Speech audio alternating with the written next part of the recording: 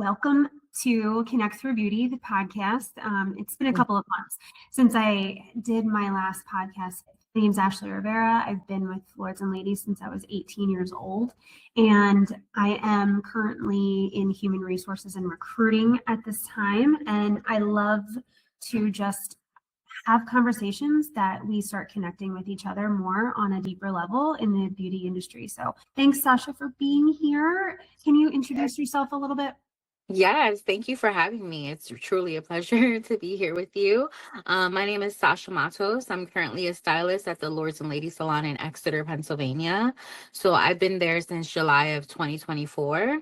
So I've been a stylist a little over 12 years now.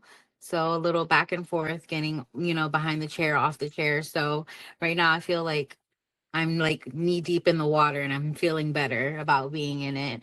And that's all due to like the education that Lords and Ladies does provide for us. I feel like that was a big key component to making me feel confident behind the chair.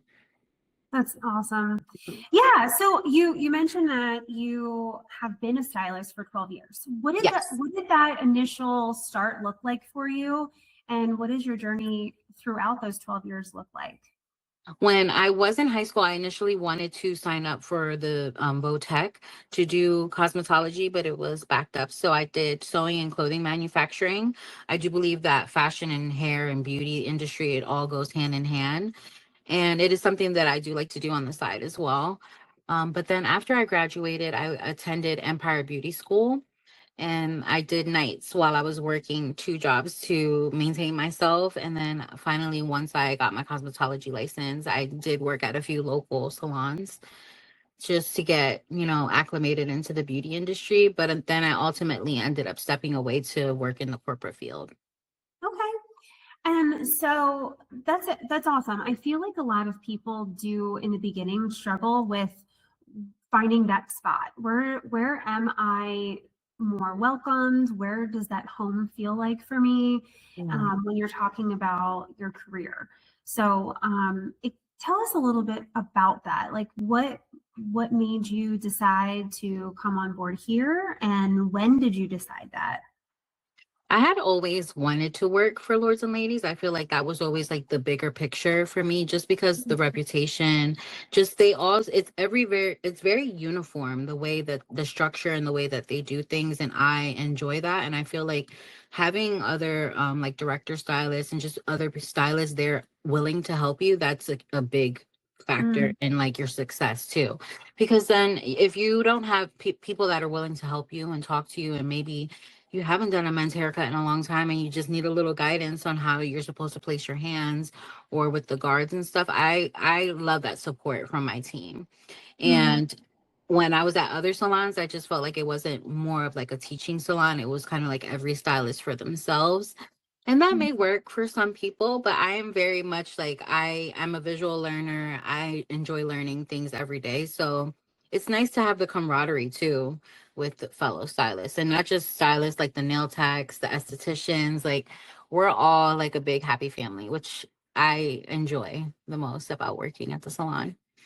Oh, I love that. Yeah, I mean, I've been in the industry for 22 years, and I love it so much. It's amazing to see different aspects of it though too, because I was behind the chair for 11 of those years, and in my career morphed into what it is today. And truly, it's awesome to have the team environment that supports you in all aspects. So, whether you're in like a corporate setting or you're on the floor at Yeah. the salon, it's really great to have people support you around you to encourage you to continue to do better. So, in your opinion and in your specific experience, how has it been coming out of a different career and then into the beauty industry? Well, I mean, and in particular, Lords and Ladies, but how is it with that transition, and what are the things that you do consistently to continue to grow yourself? Well, I'm always open to like everybody else's experiences and then the knowledge that they have, and the wisdom they're willing to give me because no one knows everything. So I think that what I take away from like my professional corporate job is definitely professionalism, how to interact with people, how to always keep your composure, and especially in the service industry because we're providing a service for people, so it comes with so many different factors, and you just never know how people are going to react, if they like something, if they don't like something. I think that I kind of bring that aspect to it as well, and I think I'm just friendly, charismatic. Now being behind the chair, actually physically seeing people, talking to them, hearing their stories, it makes me feel also more grounded as an individual of like, okay, there is a real, like real human connection. And we're changing, whether we believe it or not, we are changing people's lives through the beauty industry, whether it's, estheticians, it's, massage therapists, all of that, everything that we provide for people make them show up better in their own lives. And that's something that we should definitely take into account. Like we're really powerful. We can make or break somebody's day. When you have a bad hair day, oh man, it's the end of the world. So I never want to give someone a bad hair day. So Yeah. that's kind of how I go into it, with always like being positive no matter what. Okay. And I love that actually. That brings me to a huge point. When, a big part of my job is going in talking to students. And when I do talk to students, I always share my story.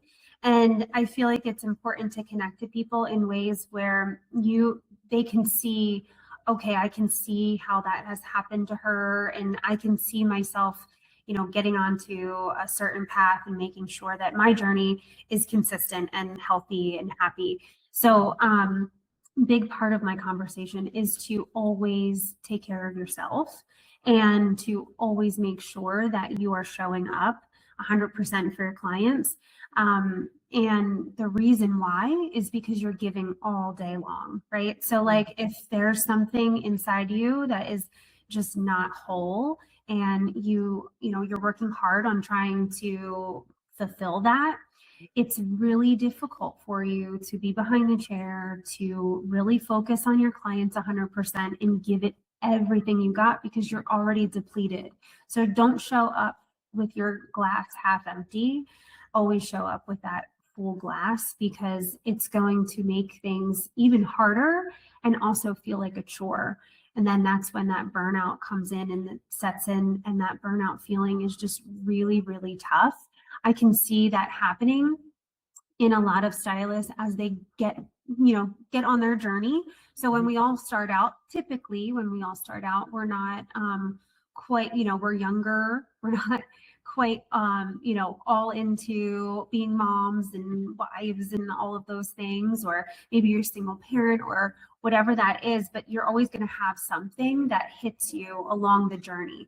What is that thing that's going to hit you? For myself, it was postpartum depression, and that hit me, right? So something in your life is always going to happen, or being an addition. So maybe you're buying a house or buying your car or some sort of stressor that's happening in your life. You have to understand how to focus through that and work through it, and how to, combat those feelings when you have outside life happening, and then you have the work that you have to do inside the salon as well. No, and I do agree with that because we are human as well. Even though AI could never take our job from us, even though they want it to happen. But it's true, like we're No way. absorbing, right? We're absorbing all everyone's energy and like what they're going through. Because if you think about it, there's just something so like wholesome about going to a salon. You meet someone, you're doing their hair, and then before you know it, they're telling you their whole life story. And you could have just met one another. That goes to show how comfortable they feel with you, and just like knowing that maybe they don't talk to anybody about this, but they're speaking to me about it. So I always, tread that with caution because you never know what anyone's life circumstances, and no matter like what your stance is on something, you should always be like empathetic and sympathetic to people, because we're all humans trying to make this happen for ourselves. So I think that that's the best part about being a stylist, just sometimes just listening. And you can relate, but it's never us trauma dumping on them. That's not what we're there to do. We're there to lighten the mood, make it feel good for them. And I feel like that's why we kind of have like, we're a jack of all trades. We do everything. We're therapists, we're hairstylists, we're Yep. nutritionists sometimes, or like, fitness instructors, we're Yeah. dating, advice people. So we have many shoes to fill, but I think the most important thing is just to be kind to people and be Oh, kind to ourselves too. absolutely. Yeah, you definitely make a good point. So yeah, another thing that we talk about too is in between clients, how to kind of reset yourself. So just, whatever that moment was with that individual, it could have been really heavy, it could have been really happy, it could have been, an experience. It's definitely an experience, whatever the experience is. Is it good? Is it bad? Is it a lot? Was it just easy breezy? Yeah. Whatever that is, we have to kind of, acknowledge it and then reset ourselves so that we can do it again with the next client. Yeah. What are And some things you do? I was gonna say the same thing how you said about the burnout. Yeah. If you don't, it's almost like it's almost like becomes performative if it isn't being genuine. And Yeah. that's what we say, like, as far as like yes, we're invested in what's going on with them, but we can't absorb that to the point where it's like affecting our moods and, affecting the next person that comes and sits in our chair. What I like to do is, I'm very big on like affirmations, and also like meditation. Sometimes if I have like, a time where it was just a difficult experience with the client, or if it was really heavy information that they gave me, once it's over, like I will just say, that's over. I made it through. Look myself in the mirror, put some lip gloss on, and Sure. say, we got to keep on moving. Keep your Yeah. head up. I pray that everything works out for them, and the next time I see them in my chair, we're talking about something better, because that's the only thing that you can do. You can't dwell on it. You can only just release it if it's out of your control, and Mhm. just try to step positively into the next appointment.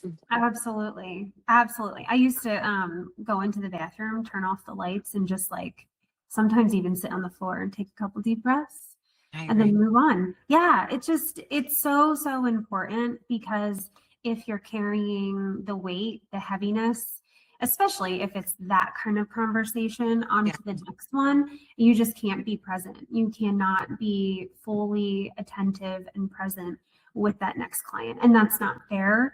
Um, and some people would say it's not fair to the stylist either. Well, that's the job that we totally took on, Yeah. because taking taking on like how to help people and how to like, that's kind of why we all got into this business, is everybody wants to make other people happy, and I think that's so important. I agree.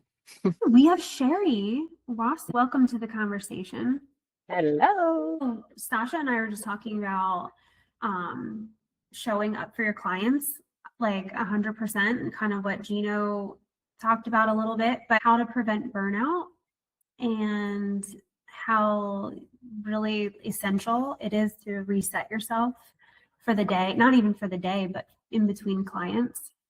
So you might listen to a really heavy conversation, and then how do you not bring that into the next conversation for the next client? So we're just talking about that right now, discussing a little bit about that journey where you start out in your career. It's exciting and it's fun, and then you get into the middle of your career and it's tough, and you kind of hit these like little bumps, and how do you get through it and then get to the next, to the other side of that. So we're definitely talking about all those things. So do you want to share anything about that?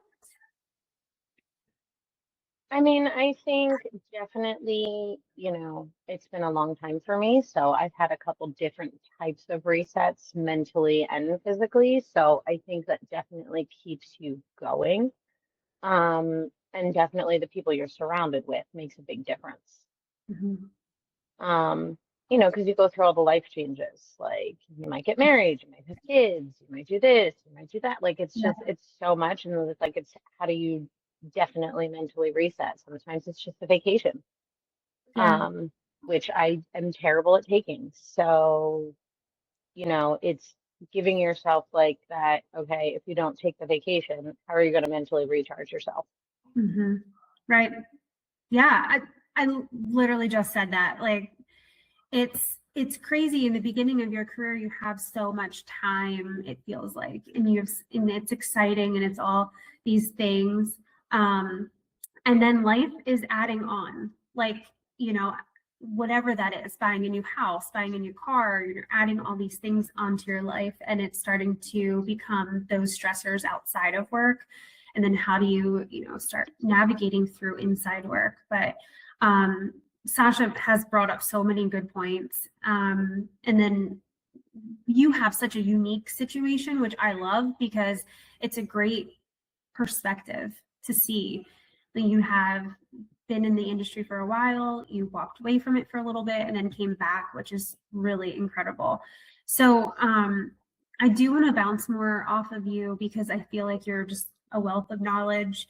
But what is it? What are some things that you like advice wise, like that you could give somebody that maybe is took a step back from their career and as a beauty professional and hasn't gone back, but they really want to go back? What's that advice that you could give to them, Sasha? For me, I would say that if it's truly your passion and it's something that you want to do and it's calling to you, then you should definitely put more time and effort into that. And if it fulfills you in a way, then it's definitely something that you should do. I think taking a step back from it, I think when I first graduated from beauty school, I was working like 2 to 3 jobs, and it wasn't like my main priority of a job. It was more or less like I've learned this skill, I've mastered this skill, and I'm going to do it as well as my other jobs. But I I also think too sometimes hindsight is 2020. Now that, with my 37-year-old brain, I can now process things differently from when I was 21 or 22, not putting my whole heart and soul into what I was truly passionate about, which was the beauty industry. So now that I'm like, a little bit more older, my frontal lobe has, has Yeah. gotten better. So now I'm able to like process things differently, and now I apply myself to whenever I am in the classes. Like, these people are coming here to teach me something. It's probably something that, yes, I may know, but I need to tweak it a little bit better. I'm going to write every note down and practice and take the necessary steps to get myself where I need to be.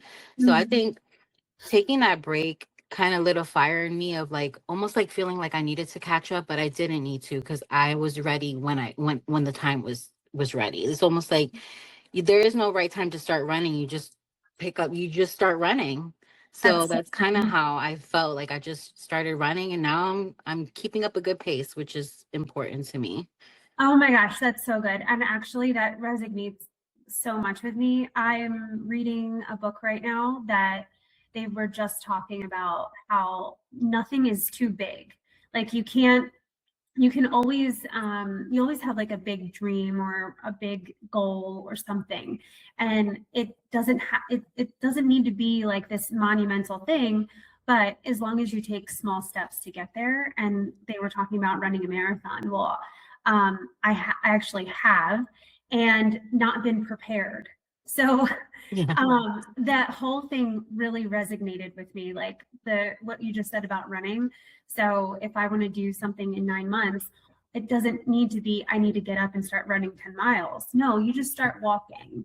And then you start maybe jogging, and then you start adding on a little bit more miles in little tiny increments. And I think that is huge to remind people that when you think about your goal, it might feel really, really big, but just chipping away at it little by little is actually the best thing to do, because then you're not overwhelmed and you're not stressed out and you're not burnt out. You're just working at your thing that you love doing, Yeah. and that excites you.